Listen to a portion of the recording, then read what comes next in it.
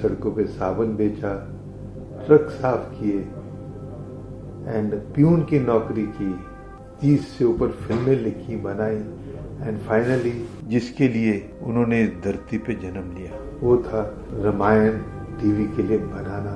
एक दिन बैठे बैठे जब उनको खांसी आई तो उनके कपड़े लहू से भर गए और डॉक्टर मल्होत्रा जो फैमिली डॉक्टर थे उन्होंने जब देखा, एक्सरे करवाया तो उन्होंने कहा कि पापा जी को तो टीबी हो गया है। मेरे जो दादा थे लाला दीनानाथ, वो आए कश्मीर से, पापा जी को टंगमर्ग लेके गए एंड टंगमर्ग सैनिटोरियम में 14 मई 1941 में उन्होंने उनको भर्ती किया। एक कपल था जो मतलब उनको बहुत प्यार था, बेहद इश्क था और दोनों मरने वाले थे और एक दिन वो सुखी सुखी उस सैनिटोरियम से बाहर निकले तो पापा जी ने उस दिन से एक डायरी लिखनी शुरू की, मौत के बिस्तर से, diary of a TV patient. उस वक्त लाहौर में बहुत लिटरेरी लोग थे, फैज अहमद फैज, कृष्ण चंद्र, राजेंद्र सिंह बेदी, उन सब ने जब ये आर्टिकल पढ़ना शुरू किया तो अननोन टू पापा जी वो पापा जी के बहुत बड़े फैन हो गए। उसी सैनिटोरियम में एक मरीज था जिसके दिन गिनती में थे, कब जाएगा कब नहीं जाएगा पता नहीं था। तो एक गन्ने के खेत में जाके उसकी जो बन्नी थी उस पर बैठ के गन्ना चूसता था और एक हकीम था जो उसका इलाज कर रहा था। तो हकीम को भी पता था कि जो करना चाहता है कर ले, कुछ ही तो वक्त है, ये ज़्यादा अब नहीं कर सकता। एंड गन्ने चूसते हुए मस्ती में गाता था, दुख के दिन अब बीतत नाही, ना कोई मेरा ना मैं किसी का, छाया चारों और अंधेरा। और एक दिन जब वो अपने हकीम के पास गया तो ठीक हो गया था।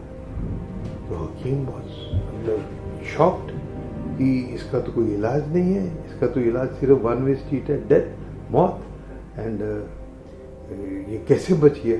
तो उन्होंने उसकी तहकीकात की और पूछा कि तेरा रूटीन क्या है। तो उसने बताया कि सर मैं तो सैनिटोरियम में हूँ, गन्ने के खेत में जाता हूँ, जोर जोर से गाता हूँ, हंसता हूँ, खेलता हूँ। तो हकीम उस गन्ने के खेत में गया और जिधर वो बैठता था उसी जगह से उसने गन्ने पुटे निकाले जमीन से, जड़ से, और खड्डा खोदा और देखा एक 12 फुट लंबा काला रंग का कोबरा सांप मरा हुआ था। उसकी जहर गन्ने के थ्रू इस शख्स के रगों में जाती थी और उस जहर की वजह से वो बच गया। तो ऐसे लगता है और ऐसा कहा गया है कि पापा जी शायद उस हकीम की वजह से बच गए।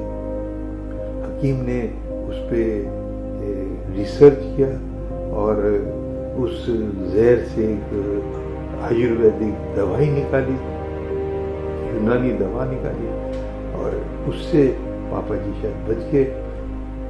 ये एक चमत्कार से कम नहीं था।